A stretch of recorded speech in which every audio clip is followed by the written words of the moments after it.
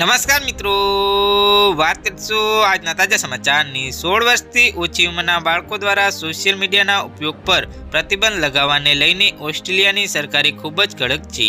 Australian સરકારે social media કંપનીઓ પર કરોડો ડોલરનો દંડ ફટકારશે, જે 16 વર્ષથી ઓછી ઉંમરના નાગરિકોને તેમની સેવાઓનો ઉપયોગ કરવાથી રોકવામાં નિષ્ફળ રહેશે।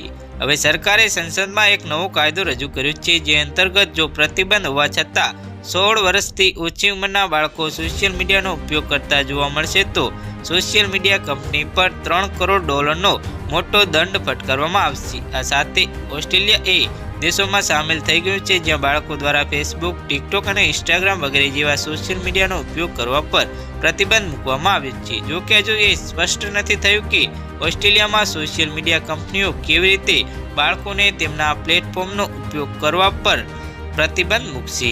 નવા સૂચિત કાયદાઓમાં ગોપનીયતાની જોગવાઈઓ પણ છે, જેમાં સોશિયલ મીડિયા કંપનીઓને કોઈ પણ ઉંમર સંબંધિત સત્યાપન બંધ કરવું પડશે।